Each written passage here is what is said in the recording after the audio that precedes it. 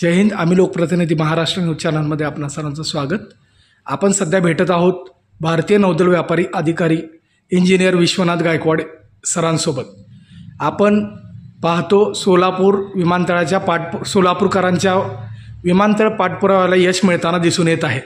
यात जसे की सोलापूर विकास मंचचा जरी सक्रिय सहभाग असला, त्यात निर्णायक योग्य वेळी पाठपुरावा करण्यासाठी या सरांनी सुद्धा त्यांचे योगदान दिलेलं आहे. त्या संदर्भात ते आपला परिचय करून देऊन त्या संदर्भात केलेल्या पाठपुराव्याविषयी माहिती देतील. नमस्कार, मी विश्वनाथ गायकवाड, भारतीय व्यापारी नौदल अधिकारी, मर्चंट नेव्ही ऑफिसर. सोलापूर विमानतळ आज म्हणजे आता चालू होत आहे. 29 तारखेला देशाचे पंतप्रधान नरेंद्र मोदी यांच्या हस्ते विमानतळाचं उद्घाटन होईल अशी अपेक्षा आहे. 26 तारखेचा कार्यक्रम पुढे ढकलला गेला. खरं तर मर्चंट नेव्ही ऑफिसर असल्यामुळे वर्षातले 6 महिने भारताच्या बाहेर जावं लागतं आणि विमानसेवा ही आमची बेसिक नीड असल्यामुळं सोलापूर जिल्ह्यामध्ये जवळजवळ 101 मर्चंट नेव्ही ऑफिसर आहेत आणि प्रत्येक वेळेस आम्हाला ज्यावेळेस आमचं शिफ्ट जॉईन करायचं असतं त्यावेळेस शिफ्ट जॉईन करण्यासाठी आम्हाला कोणत्या तरी देशात जावं लागतं आणि सोलापूरमधून मुंबई असेल किंवा मग मुंबईतून दिल्ली असेल, त्याचबरोबर तिथून परत विविध देशामध्ये जावं लागतं. म्हणजे विमानसेवा ही आमची बेसिक नीड असल्यामुळं मी या विषयामध्ये उतरलो. सर्वप्रथमतः कोणत्याही विषयाला न्याय द्यायचं म्हटलं तर लोकशाहीच्या 4थ्या स्तंभाची आवश्यकता असते आणि याची जाणीव ठेवून ऐन दिवाळीच्या वेळेस एक पत्रकार परिषद त्या ठिकाणी मी घेतली होती आणि पत्रकार बांधवांशी दिवाळीच्या निमित्ताने संवाद साधत असताना ह्या सोलापूर विमानतळाच्या विषयामध्ये मी स्वतः उतरत आहे असं मी त्या ठिकाणी आवाहन केलं होतं आणि लोकशाहीच्या 4थ्या स्तंभाला विनंती केली होती की आपण या विषयाकडे लक्ष केंद्रित करून सोलापूर विमानतळ चालू होण्यासाठी जातीने प्रयत्न करून आपली लेखणी चालवावी आणि त्या पद्धतीनं सोलापूर जिल्ह्याचा डिजिटल मीडिया असेल, प्रिंट मीडिया असेल, या सर्व डिजिटल मीडियाने, प्रिंट मीडियाने सुद्धा हा विषय अतिशय योग्य पद्धतीने म्हणजे चालवला, योग्य पद्धतीने या विषयाला न्याय दिला आणि त्याचंच फलित म्हणजे आज सोलापूर विमानतळ हे चालू होत आहे. विकास मंचच्या आंदोलनामध्ये सहभाग घेतला.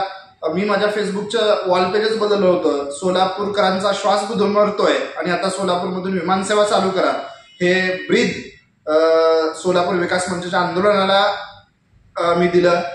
माझ्या स्वतःच्या फेसबुकचं, व्हॉट्सअपचं वॉलपेपर मी चेंज केलं आणि त्यानंतर मग सोलापूर विकास मंचच्या सर्व सदस्यांना, सोलापूर डेव्हलपमेंट फोरमच्या सर्व आंदोलनामध्ये सहभागी होणाऱ्या नागरिकांना आपण त्यांच्या फेसबुकची आणि त्यांच्या व्हॉट्सअपची वॉलपेपर्स चेंज करायला लावले आणि एक सोशल इम्पॅक्ट तिथून आपण तयार केला. त्यानंतर चक्री उपोषणामध्ये सहभाग घेतला.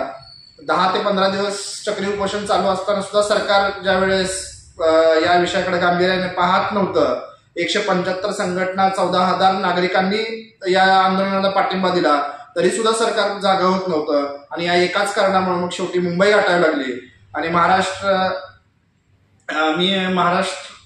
नॅशनल ह्युमन राईट्स आणि अँटी करप्शन इंडियाचा महाराष्ट्र संपर्क प्रमुख म्हणूनही काम करतो आणि मग शेवटी मला माझ्या संघटनेच्या लेटर पॅडवरती हा विषय मंत्रालयामध्ये पोचवावा लागला. उपमुख्यमंत्री यांच्या कार्यालयामध्ये आपण या विषयासंदर्भामध्ये सर्वप्रथमतः MPCBच्या नियमांचं जे उल्लंघन कारखान्याने केलं होतं आणि त्या उल्लंघन करून कारखाना चालू होता त्या संदर्भाची तक्रार केली आणि हा विषय मंत्रालयामध्ये पोहोचवला.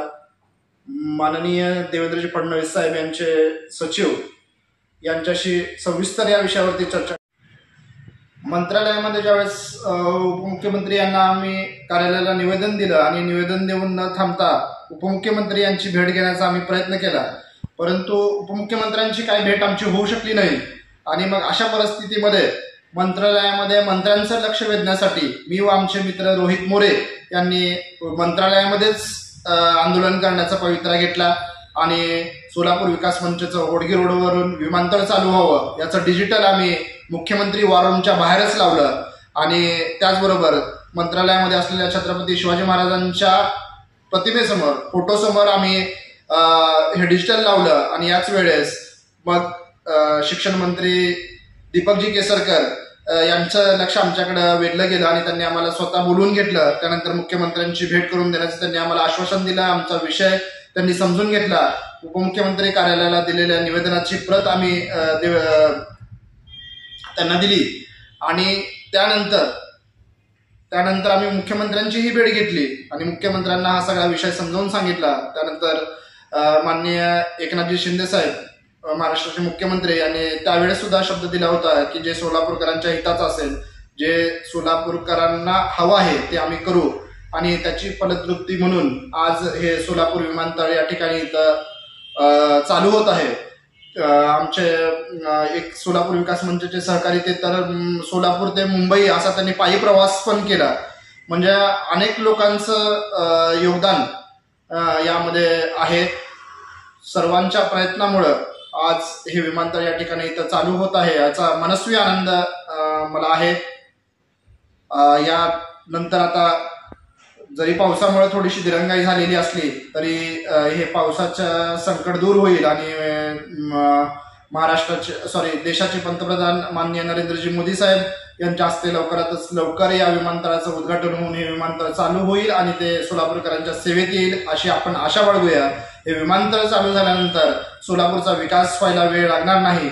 इथली तरुणाई जी विस्थापित झालेली आहे आणि जी पुणे आणि मुंबईला गेलेली आहे ती सुद्धा या ठिकाणी परत सोलापूरला येईल. सोलापूरच्या उद्योग विश्वाला एक भरारी येईल आणि सोलापूरचा आर्थिक स्तर उंचावेल, GDP उंचावेल अशी आपण अपेक्षा करूया आणि या सोलापूर विमानतळाचं उद्घाटन लवकरात लवकर होईल अशी अपेक्षा बाळगूया. धन्यवाद.